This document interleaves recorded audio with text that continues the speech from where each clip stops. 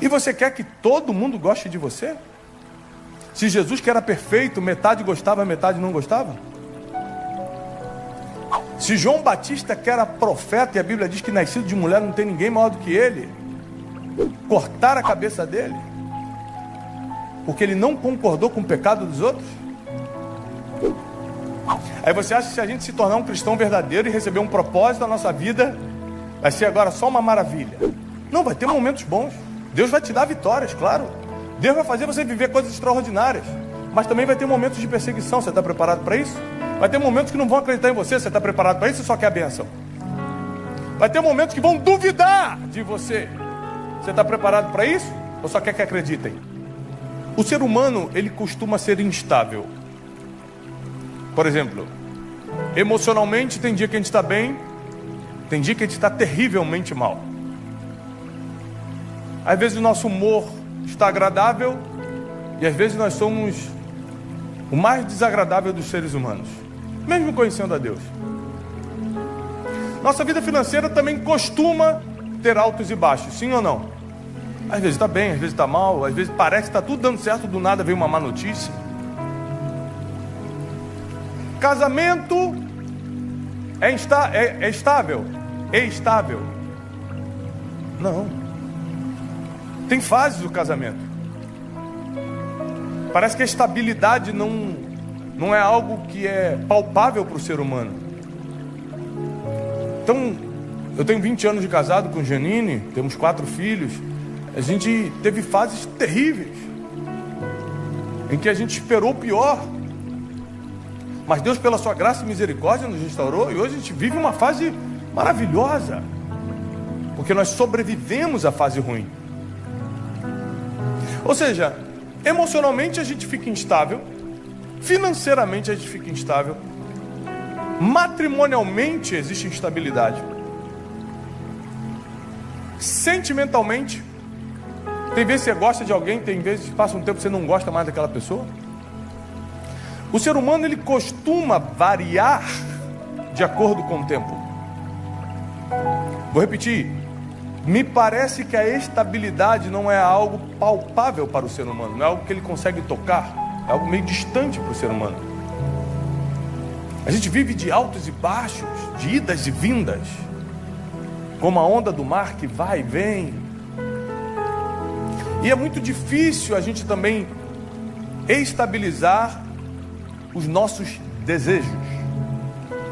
A gente não só tem dificuldade com as emoções, a gente não só tem dificuldade com as finanças, a gente não só tem dificuldade com o casamento, como a gente também tem dificuldade em estabilizar o que a gente quer da vida. O que eu quero? Hoje eu quero uma coisa, daqui a 2 anos eu estou querendo outra.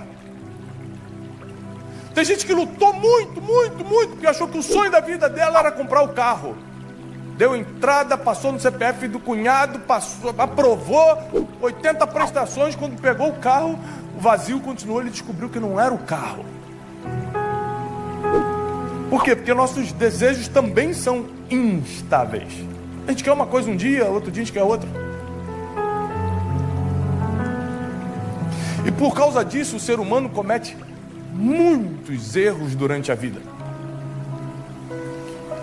Por exemplo, um dos erros que o ser humano, pela instabilidade que tem em todas as áreas, comete é se comparar.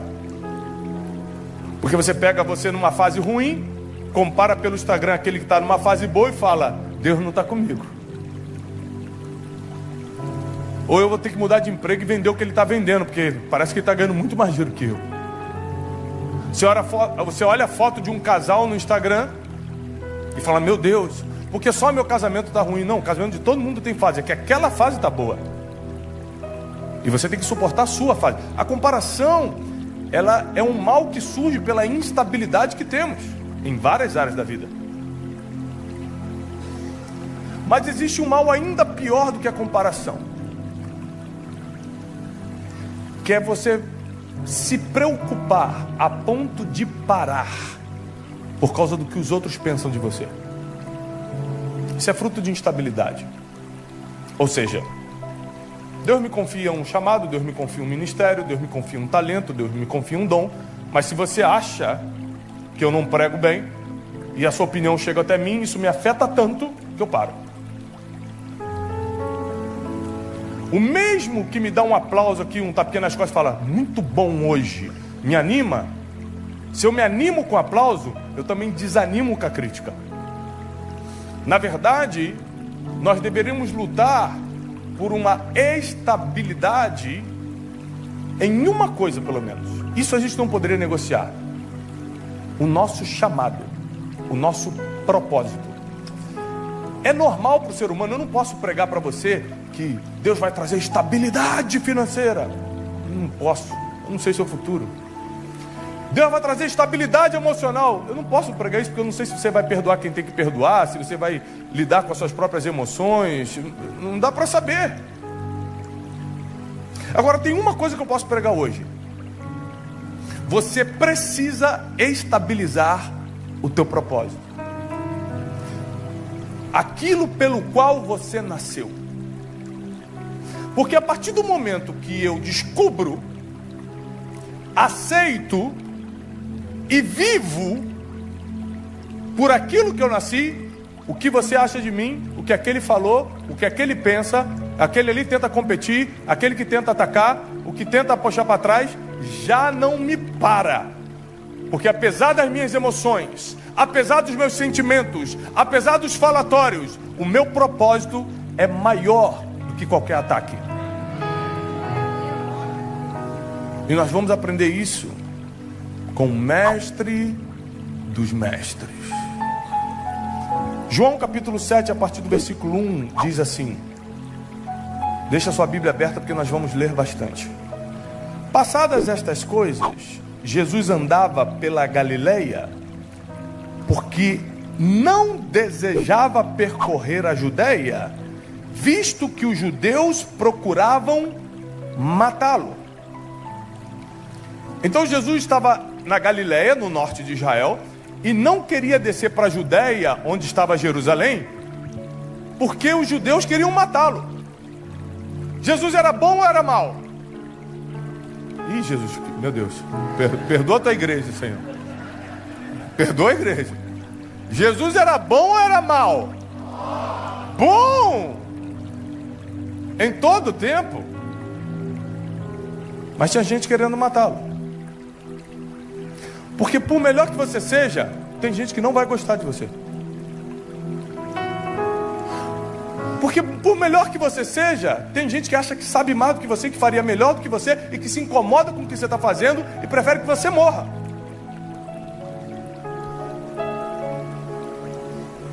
É por isso que tem que ter muito cuidado com o que você quer mostrar nas redes sociais ou em qualquer outra coisa. Porque você tem que saber o que você está jogando no mundo espiritual. Você está jogando um prato para ser oferecido para quem gosta e para quem odeia você. Então você tem que ter muito cuidado. Tem gente que adora mostrar tudo, contar tudo. Conta da vida financeira para os outros, conta da vida amorosa, conta dos próximos passos. E às vezes a pessoa que está escutando está rindo. Ela está falando assim, eu vou te matar. Esse sonho não vai acontecer nada. Deixa só você dar um mole para ver se eu mesmo não te destruo. Eu não estou falando isso com base no que eu acho, é no que está escrito. A Bíblia diz que Jesus não queria ir para a Judeia porque os judeus procuravam matá-lo. Eles não queriam prender, não queriam fazer mal, não queriam falar mal dele só. Queria tirar a vida, queria acaba com ele de uma vez. Quem estava tentando fazer isso não era gente endemoniada do mundo. Eram os judeus, os que congregavam nas sinagogas, os que serviam ao Deus de Israel. Os irmãos. Porque Jesus estava aparecendo muito, tinha gente disposta a passar por cima da lei e mandar matar por inveja. Mas vai ficar pior, fica tranquilo. Ora, versículo 2: a festa dos judeus, chamada de festa dos tabernáculos, estava próxima. Dirigiram-se, pois, a ele os seus irmãos, os irmãos de sangue de Jesus, e lhe disseram: deixa este lugar e vai para a Judeia, para que também os teus discípulos vejam as obras que fazes. Porque ninguém há que procure ser conhecido em público e contudo realize os seus feitos em oculto. Se fazes estas coisas, manifesta-te ao mundo. versículo 5: pois nem mesmo seus irmãos criam nele. Uma segunda pergunta: Jesus era de verdade ou era de mentira? Ele era bom ou era mau? Ele era bom e queriam matá-lo. Ele era de verdade, mas os irmãos de sangue não acreditavam. E a gente fica todo ofendidinho porque a gente se acha melhor do que Jesus, né? Quando alguém duvida da gente. Só pode ser, a gente só pode se achar melhor do que Jesus.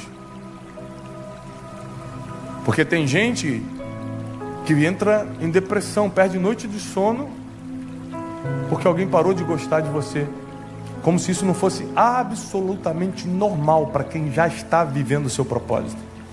Quem está vivendo o seu propósito vai receber de ameaça de morte, a inveja, a gente de perto duvidando. Duvido que... Então os irmãos de Jesus, os irmãos de sangue, chegaram e falaram assim: por que, em vez de fazer esses milagrezinhos que você faz aqui na Galileia, por que tu não vai para Jerusalém e mostra quem você é? Mostra-te ao mundo. Aí o versículo 5 revela porque eles pediram isso para Jesus: porque nem mesmo os seus irmãos criam nele. Se você está com a Bíblia aberta, sublinha isso. Nem mesmo os seus irmãos criam nele. Disse-lhes, pois, Jesus: o meu tempo ainda não chegou, mas o vosso sempre está presente.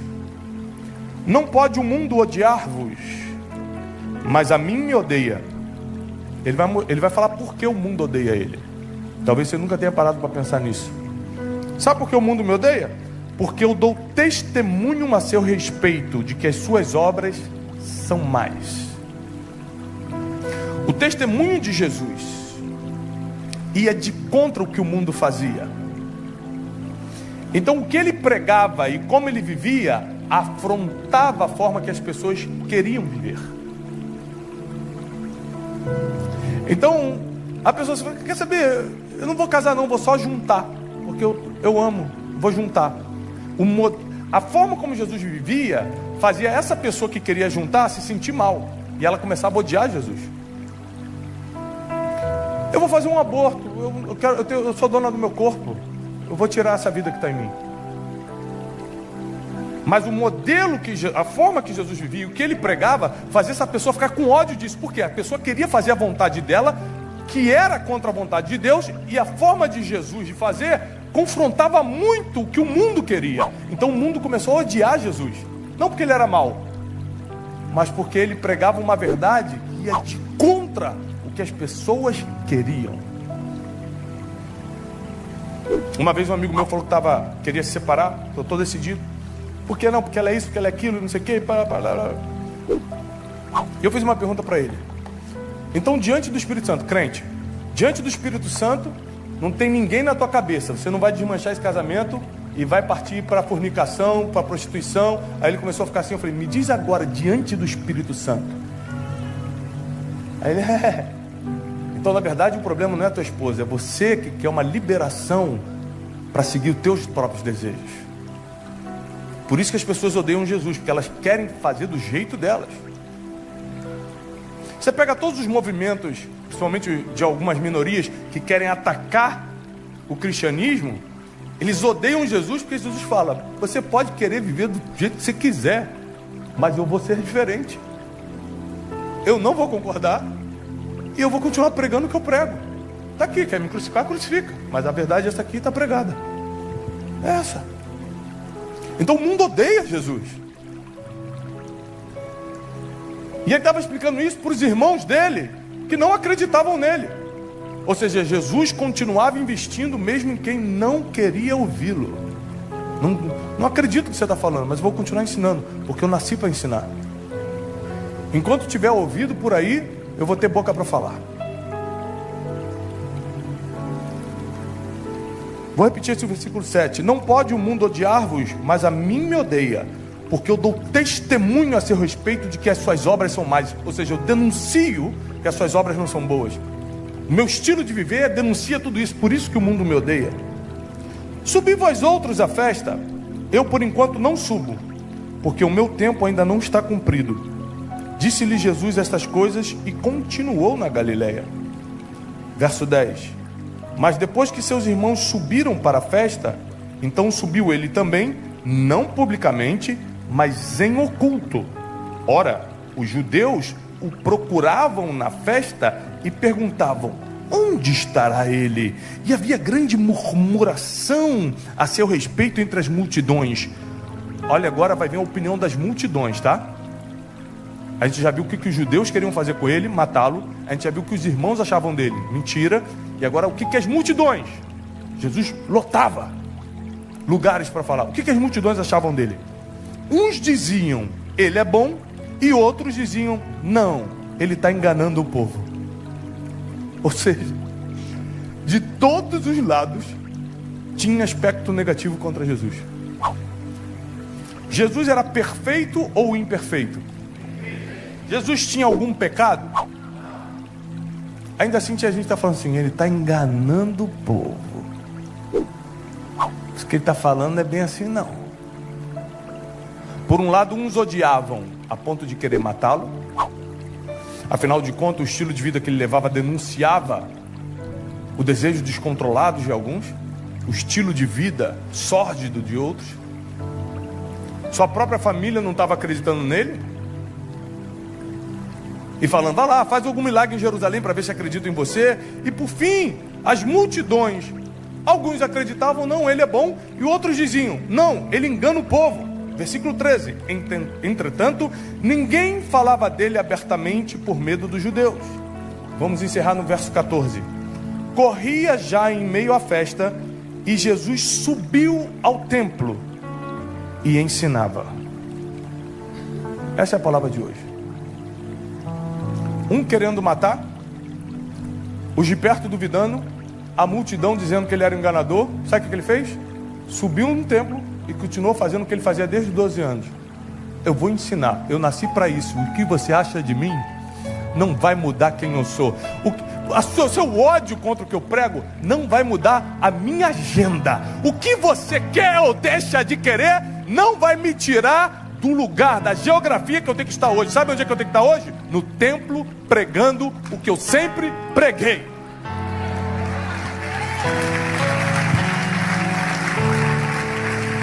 É impressionante, porque por mais que as nossas emoções sejam instáveis, e Jesus era humano, por mais que não deveria ser fácil, porque Jesus era humano, lidar com o sentimento negativo de pessoas que ele estava tentando salvar, mas uma coisa ele não negociava: o seu propósito, o seu porquê. Eu nasci para ensinar e eu vou continuar ensinando, mesmo que você esteja duvidando. Eu vou correr risco, porque ele não queria ir para Jerusalém, porque sabia que os judeus queriam matá-lo. Ainda assim ele foi de forma oculta, ou seja, ele não anunciou: estou indo, não colocou outdoor, estou chegando em Jerusalém. Ele foi de forma oculta e foi para o templo pregar. A primeira vez que Jesus aparece fazendo algo na Bíblia, não é curando nem fazendo milagres. É aos 12 anos, discutindo com os doutores da lei no templo.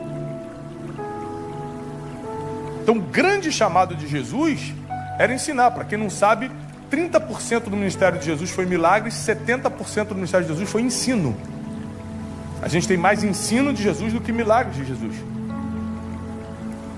Então, enquanto estava todo mundo contra, porque eu vou ser sincero com vocês, se eu tivesse só um pouquinho da perfeição de Jesus, só um pouquinho, não precisa ser muito não, da bondade de Jesus, se eu tivesse só um pouquinho do dom da palavra de Jesus, e alguém duvidasse de mim, eu ia ficar revoltado. Você duvidar de mim do jeito que eu sou, tudo bem, porque eu sou pecador, porque eu tenho meus defeitos, porque eu estou longe de ter a graça e a misericórdia que Jesus tem. Mas se eu tivesse o que Jesus tinha e ter que lidar com a dúvida do ser humano, com o ódio do ser humano, deve ser algo muito difícil. Ou seja, a única coisa que faz você segurar suas emoções, biblicamente falando, é o teu propósito. Não é o teu terapeuta, é o teu propósito. Eu não estou desfazendo terapia, porque se necessário faça. Eu só estou dizendo que quem não tem propósito não vai adiantar nem psiquiatria, nem psicologia, nem nada. Porque o que faz você continuar independentemente das situações que estão ao seu redor, é o teu chamado, aquilo que você nasceu para fazer. E quando você está vivendo aquilo que nasceu para fazer, o que as pessoas ao teu redor estão achando ou deixando de achar, não te paralisa. Esses dias uma pessoa da minha equipe falou: Thiago, tem uns comentários negativos aqui num vídeo seu, quer ver? Eu não fico na rede social vendo, eu tenho uma equipe que vê. Eu falo: não, domingo que vem vou estar pregando do mesmo jeito. Qual é a diferença de eu ler ou não ler isso aí? Como se algum comentário negativo fosse parar, eu fosse ler, falar: verdade, vou parar de pregar. Até parece, eu nasci para o altar. Não tem comentário negativo que me tire do altar. Não tem hater que me tire do altar. Eu nasci para isso, só me realizo nisso. Deus me deu saúde e vida para isso. Se eu tiver que melhorar, se eu tiver que corrigir alguma rota, meus pastores, meus mentores vão me corrigir. Mas não vai ser um comentáriozinho de internet que vai fazer eu mudar a rota da minha vida. Então tem muita gente que inclusive não quer começar a pregar na internet, dar a cara, fazer live, ajudar as pessoas. Você tem um testemunho e não quer contar, fica com medo, o que vão achar de mim? E se tiver haters? Peraí, você é melhor do que Jesus? Porque Jesus perfeito teve hater e você não quer ter? Você está com medo? Então Jesus te deu uma história, Jesus te deu um testemunho, Jesus te deu um milagre, Jesus te deu um dom, Jesus te deu um talento, Jesus te mostrou, revelou a palavra, Jesus usou de misericórdia e perdoou teu passado. E aí você está com medo por causa dos outros, está com vergonha por causa dos outros. Mas o que eles vão pensar? Eu já te adianto o que eles vão pensar. Eles vão achar mal, eles vão falar que está ruim. Eu já te adianto, é isso que eles vão falar. Não serve, não presta. Eu já te adianto. Não espere ser aprovado por pessoa alguma. Se Jesus te aprovou, está feito.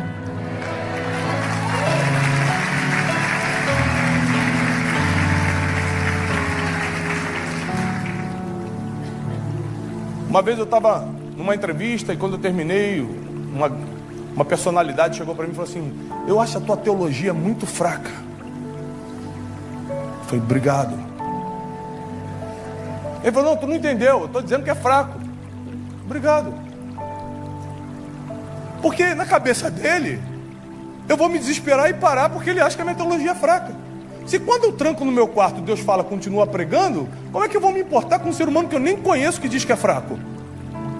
Eu me tranco no quarto e falo: Deus, eu continuo. Deus, continua. Senhor, mas às vezes dá vontade de parar um pouquinho, dar uma descansada. Ele: não quero que descanse, continua. Eu renovo tuas forças. Enquanto você está dormindo, eu vou dando energia. Enquanto você está dormindo, eu vou te dando saúde. Deixa comigo, só continua, só continua, só continua. Não para! E tem gente querendo parar. Está cansadinho, está desanimado, está com vergonha, está preocupado com o que os outros vão pensar, está com medo. E é por isso que as coisas continuam instáveis. Porque você não vive, não percebe o teu propósito, então qualquer coisa te faz parar. Aqui não tem isso não, mas tem gente que começa uma coisa e sempre para. Começa relacionamento e para, começa uma empresa e desiste, começa a faculdade e larga no meio, começa a ler um livro, nem livro consegue terminar. Lê o livro, lê um capítulo, não vou terminar isso não. Acontece mais lá para o subúrbio, lá para Penha. Aqui na Barra não, na Barra não acontece essas coisas não. Porque o ser humano é instável. Mas com o nosso propósito a gente não pode negociar. Deus nos chamou para isso e pronto. Deus colocou em Jesus um ensino que iria transformar para sempre a humanidade. O ensino da salvação pela graça, do amor incondicional, do perdão de pecados, da cura dos enfermos. Ninguém mais poderia ensinar isso, só Jesus. Então Jesus não podia parar. O que os judeus queriam? Matá-lo. O que seus irmãos de sangue achavam?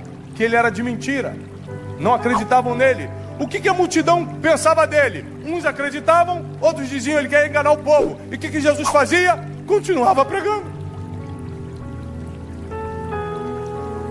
Independentemente, ele continuava manifestando o seu propósito. O que vai fazer você chegar inteiro no final, e eu profetizo, você vai terminar essa vida bem, você vai chegar inteiro no final. O que vai fazer você chegar inteiro no final não é a opinião das pessoas, é o cumprimento do teu propósito. Então esquece os outros e foca no teu. Esquece os outros, foca no que Deus te deu.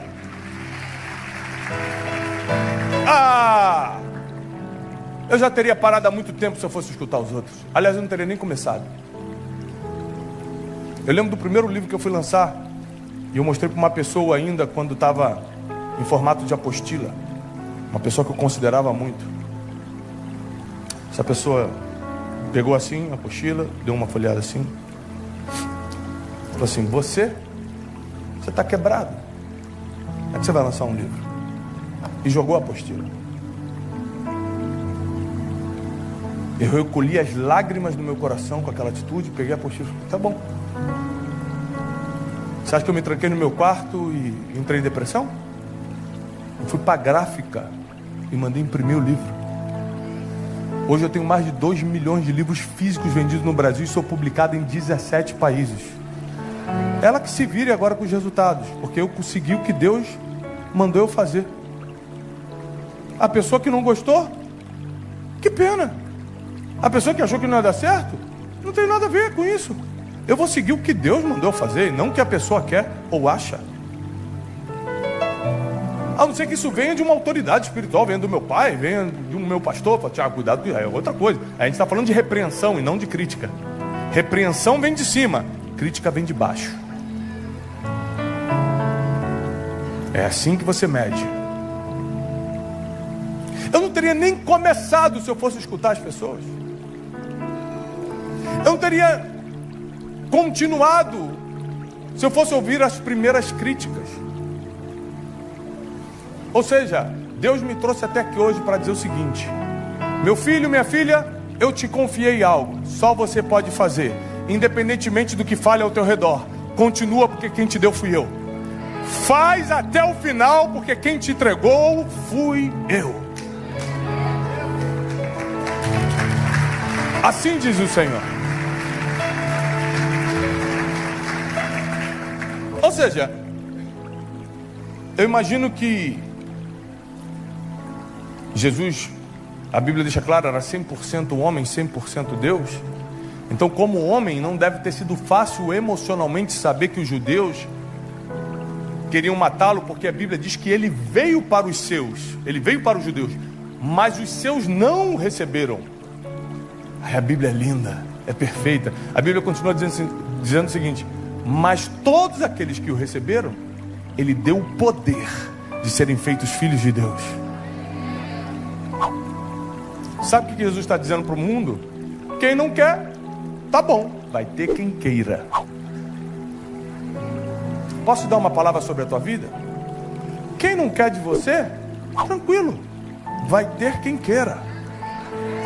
Quem não quer comprar do teu produto, amém, continua vendendo, vai ter quem compre. Quem não quer escutar a tua palavra hoje, continua falando, vai ter quem escute. Porque a Bíblia diz que tinha vezes que Jesus estava pregando e pode ter uma mulher arrependida chorando, mas tinha outro pegando uma pedra para tentar atacar nele. Tinha dois tipos de pessoas sempre. Uma que estava chorando, meu Deus, que palavra forte. A outra estava falando: acaba logo isso, senão eu te dou uma pedrada. Está escrito. E você quer que todo mundo goste de você? Se Jesus, que era perfeito, metade gostava, metade não gostava?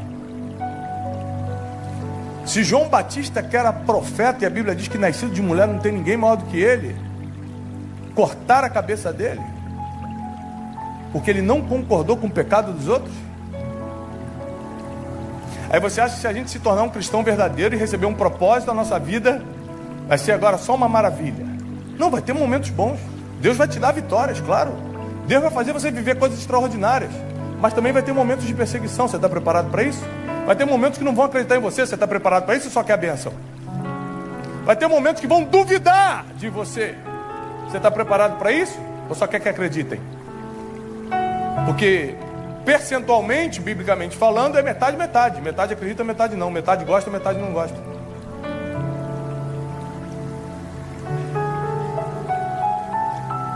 Então você precisa começar a acostumar-se que a tua prestação de contas não é para pessoas, é para quem te convidou para esse caminho, é para quem te recrutou para esse chamado. Eu não presto conta para o público, eu presto conta para quem me ungiu para fazer o que eu faço.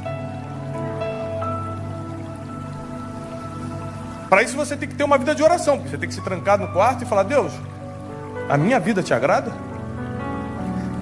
Vê se há em mim algum caminho mau e guia-me pelo caminho eterno. E o tempo todo, como diz Salmo 51, quando Davi está se arrependendo, ele diz: não retires de mim o teu Santo Espírito, não me expulses do teu Santo Tempo, tem misericórdia de mim. Se tiver alguma coisa que eu tenho que melhorar, fala comigo. Porque se você não se humilhar debaixo da poderosa mão de Deus, você nunca vai ser exaltado. Esses dias eu vi um político, eu não comento nunca na foto de ninguém, justamente porque você comenta uma coisa, as pessoas acham outra, e de repente tem 12 mil comentários debaixo do teu comentário te batendo. Mas é uma loucura o Brasil.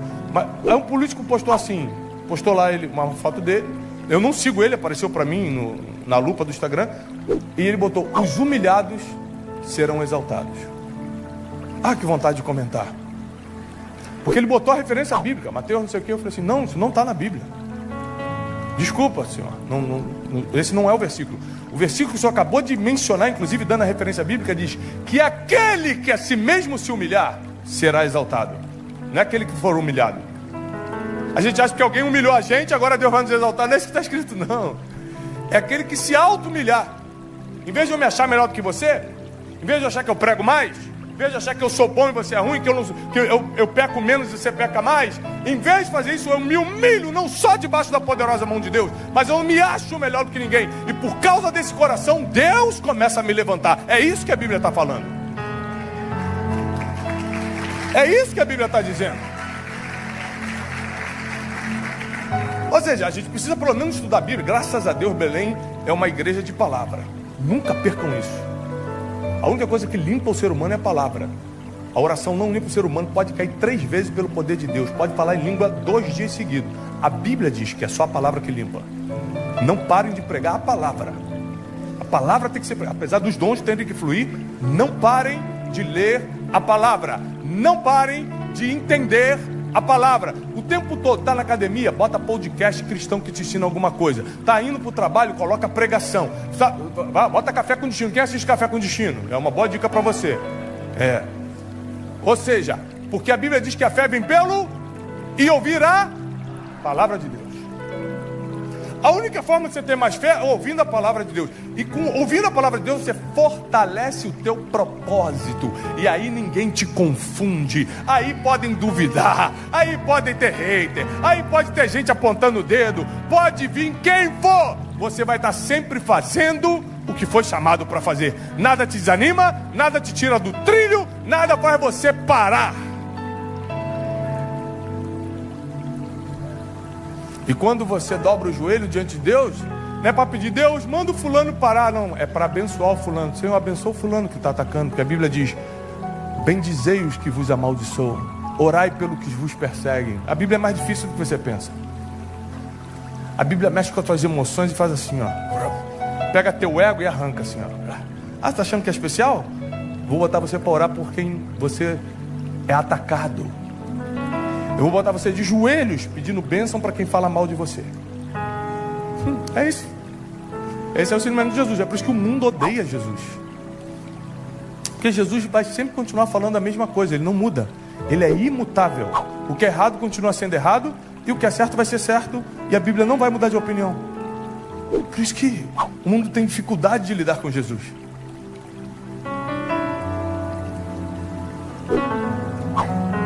E quando as pessoas te perseguem, por causa do teu estilo de vida, e quando falam mal, e quando te odeiam porque você não faz o que elas fazem, alguns são expulsos da rodinha de amigos porque já não fazem mais aquelas coisas que faziam, é muito normal, isso está na Bíblia. Quando Saulo está indo para Damasco, antes de ter o encontro com Cristo, quando a luz aparece, quando a voz derruba ele do cavalo, aquela voz diz assim: Saulo, Saulo, por que me persegues? E aí Saulo, já arrependido, fala assim: Senhor, já reconheceu que é algo dos céus. Senhor, quem és tu? Ele fala assim: eu sou Jesus, a quem você tem perseguido. Uma pergunta: Paulo conheceu Jesus pessoalmente? Eles não foram contemporâneos, eles não se encontraram. Então por que Jesus está dizendo que Paulo está perseguindo ele? Porque quando persegue alguém que fala no nome de Jesus, alguém que crê no nome de Jesus, alguém que vive a palavra de Jesus, está perseguindo o próprio Jesus. Então você precisa entender que se o mundo odiou Jesus, é normal que nos odeie também. Porque se nós somos cristãos, quer dizer que nós somos reflexos de Cristo no que a gente faz. E se o mundo está gostando da gente, tem alguma coisa errada. Tem alguma coisa errada.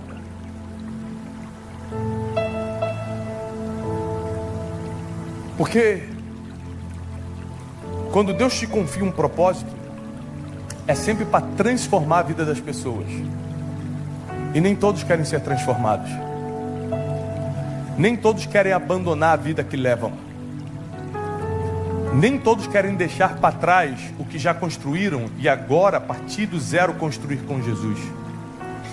É a história do jovem rico. A Bíblia diz que um jovem chega para ele e fala assim: Jesus, o que eu faço para ser salvo? A primeira pergunta é: o que eu faço para ser salvo? É importante ler a Bíblia e entender as palavras. E aí Jesus fala assim: olha, guarda os mandamentos. Aí fala assim: isso eu tenho feito desde a minha mocidade, desde que eu sou um jovenzinho. A Bíblia diz que Jesus olha para aquele jovem e o ama, o amou. Jesus olhando para ele, o amou, porque ele falou a verdade, ele guarda os mandamentos mesmo. Aí Jesus falou assim: então se queres ser perfeito. Aí mudou o assunto, já não está falando de salvação. Então se você quer ser perfeito, uma coisa te falta: vende tudo que você tem, dá aos pobres e me segue. A Bíblia diz que ele ficou muito triste, porque ele era dono de muitas terras. Ou seja, tem gente que consegue o mais difícil: bater de frente com Jesus, frente a frente, cara a cara, olho no olho, e faz o impossível, que é negar uma proposta direta de Jesus. Não, isso é impossível. Tiago, por que é impossível? Porque versículos depois os discípulos falam assim: Jesus, e nós que deixamos mãe, deixamos casa, deixamos tudo? Aí Jesus fala assim: olha, quem deixa qualquer coisa por mim, recebe nessa vida 100 vezes mais e ainda recebe de graça a vida eterna. Então o que o jovem rico não entendeu? Que o negócio era muito melhor. Primeiro, para quem não sabe, milionários e bilionários pagam para ser em capa de revista, pagam para jogadores, para famosos estar perto dele, pagam para ser mencionado no Instagram dos influencers. Eles pagam para serem vistos. Quanto é que um bilionário pagaria para estar na Bíblia, o livro mais lido do mundo? O jovem rico não foi mencionado, mas a gente não sabe o nome dele, porque ele negou a proposta de Jesus. Segundo, ele perdeu 100 vezes mais. Terceiro, a vida eterna.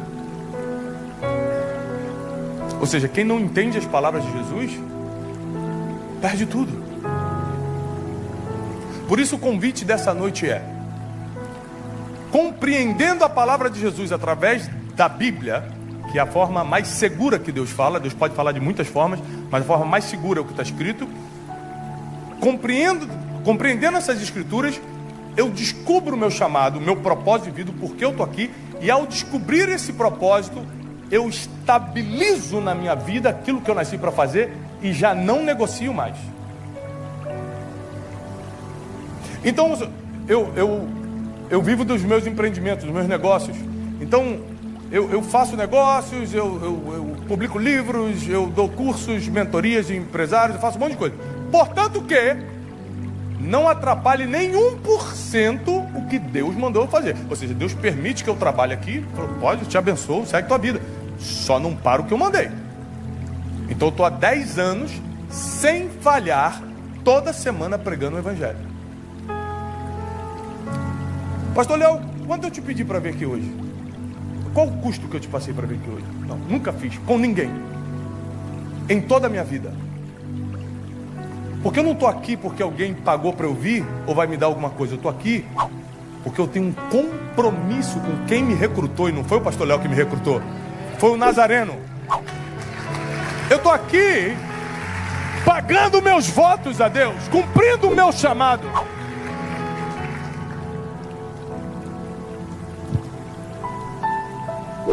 E quem vai me recompensar é quem me recrutou. E posso te falar uma coisa? Só Ele sabe pagar bem.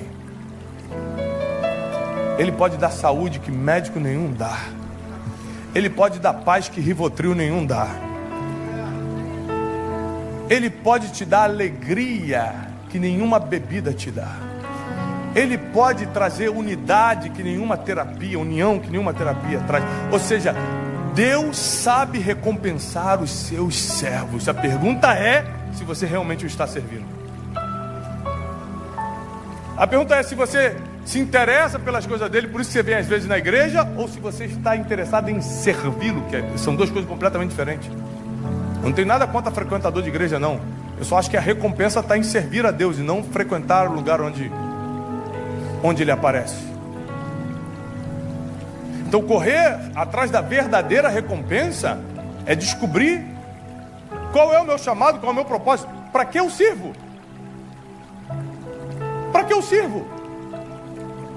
É muito comum eu estar nos aeroportos, eu estar na rua, no shopping, em algum lugar, e as pessoas se aproximarem e sempre, minha equipe que anda comigo é testemunha, sempre antes de pedirem uma foto, eles falam assim: primeiro deixa eu te dar um testemunho. Eu estava em depressão, ou meu marido tinha saído de casa, ou meu filho estava na droga. É sempre um testemunho. Escutamos uma palavra que Deus te usou no YouTube, lemos um livro seu, sempre um testemunho. Quando essa pessoa dá as costas, eu falo assim: glória a Deus, Senhor, essa é a minha recompensa. E tem gente que fala assim: Thiago, eu preciso te falar, você mudou minha vida. Na hora eu repreendo, eu falei: não, eu não mudo a vida de ninguém. Eu estou precisando que Deus mude a minha ainda. Não muda a vida de ninguém. Deus mudou. Eu fui apenas um instrumento. Porque a Bíblia diz que Deus não divide a glória dele com ninguém. Quem sou eu para achar que mudou a vida de alguém? Então, enquanto a gente mantiver o coração em Deus e na sua palavra, Ele vai guardar o nosso propósito até o final, até o grande dia, quando Ele vai te chamar pelo nome e vai falar: vinde bendito do meu Pai, porque eu te preparei morada. Deus vai te chamar pelo nome no último dia. E quando Ele for julgar tuas obras, Ele vai desconsiderar os teus pecados por causa do sacrifício da cruz, mas vai lembrar do quanto você o serviu. Por isso, o que as pessoas pensam, acham ou deixam de achar, acreditam ou desacreditam, gostem ou não gostem, não deve interferir naquilo que você precisa fazer. Faz o que precisa ser feito e coloca na mão de Deus. Vou repetir: faz o que precisa ser feito e coloca na mão de Deus, porque quando você cumpre o que Ele te pediu, Ele te respalda e te faz chegar inteiro no final. É Ele quem te guarda no caminho e te leva até o fim do percurso. É Ele quem te dá graça, é Ele quem te dá misericórdia, é Ele que te livra do laço do passarinheiro, é Ele que guarda teus sentimentos em Cristo Jesus, é Ele que dá a paz que excede todo entendimento. É Ele quem faz quando você está cumprindo o teu chamado. E se você o fizer, independentemente do que as pessoas acham, ou do medo que tenta te parar, ou da dúvida que tenta te colocar paralisado, se você cumprir o teu chamado, você vai terminar bem. E o melhor, a vida eterna estará te esperando. Porque o apóstolo Paulo diz que se a nossa esperança se resume somente nesse mundo, nós somos o mais infeliz dos homens. Que bom, que Deus me abençoe aqui. Eu prefiro muito mais ser abençoado do que passar dificuldade. Eu prefiro muito mais ter saúde do que estar enfermo. Mas a minha esperança não está nada disso. A minha esperança está no mundo vindouro. E que essa possa ser a esperança de vocês. Que Deus possa guardar o coração, a alma de cada um, prosperar a família, blindar o casamento, os sentimentos e as emoções, e que o propósito de vocês seja revelado e estabilizado, para que, independentemente do mundo alheio, vocês continuem cumprindo o chamado divino. E quem recebe essa palavra, aplauda o Senhor com toda a sua força. Deus te abençoe. Deus prospere você. Deus guarde a tua vida, teu ministério, teus negócios. Tudo que tuas mãos tocarem possa prosperar em nome de Jesus. Eu desejo paz e prosperidade em nome de Jesus Cristo.